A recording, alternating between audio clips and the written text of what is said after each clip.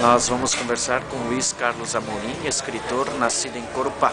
Ele vai nos relatar a sua trajetória no universo da literatura, como ele entrou, né, e a importância da participação dele na Feira do Livro de Jaraguá.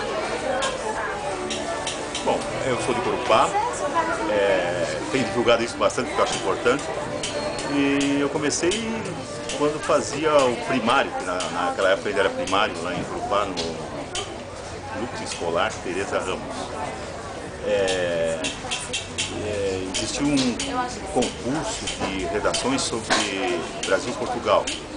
E por coincidência eu tive o primeiro lugar da cidade, então teve entrega de troféu, e tal. Depois disso, valeu como incentivo, depois disso eu participei de um concurso de contos.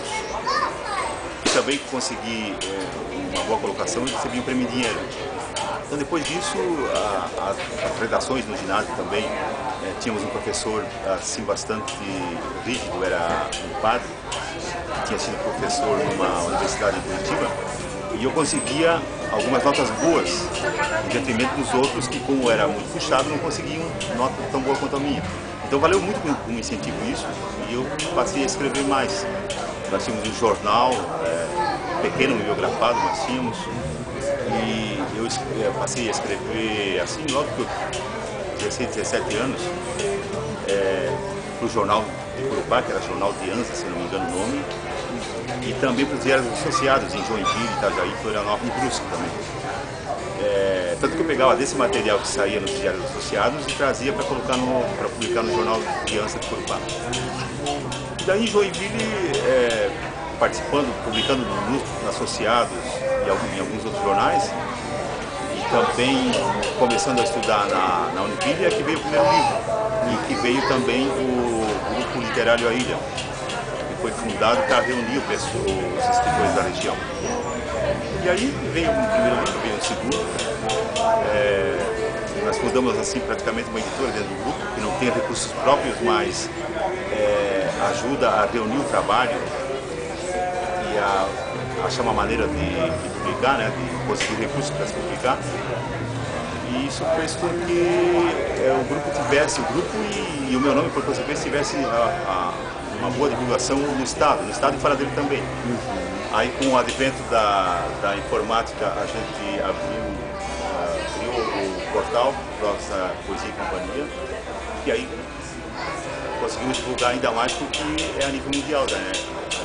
Qualquer pessoa pode acessar em qualquer lugar aquilo que nós reunimos lá, autores de Santa Catarina, textos, informação.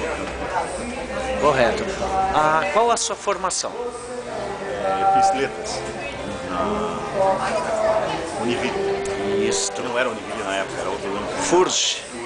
Exatamente a mesma faculdade minha, que eu me formei em História. Exato. E se tornou professor ou passou a atuar em outra área? Não, eu sou bancário, eu era bancário, né? Então eu dei aula há muito pouco tempo. Mas talvez volte, agora que eu sou aposentado, talvez eu volte a dar aula. Isso. Na época que você foi estudando em Corupá, que década era isso? Que começou a sua entrada no universo? Fazer contas, porque eu nasci em 53, foi no final dos anos 60. Final dos anos 60 e início dos anos 70. E como é que era Corupá nessa época? Corupá era... Eu nem posso dizer que mudou muito, é que hoje em dia as ruas são asfaltadas, tem uma infraestrutura muito boa, tem a água que na época não existia direito, hoje existe, e por aí afora. Quer dizer, hoje tem uma estrutura muito boa, naquela época não tinha. Mas eu acho que é bom de se viver. A gente ficava um pouco isolado do resto do mundo, que quando eu era criança, então eu saía de lá, ficava lá. Mas eu gostei de passar minha infância lá. Tá certo, então. Eu agradeço a sua contribuição, né, neste evento que representa a história da literatura em Jaraguá do Sul e justamente você presente. Obrigado.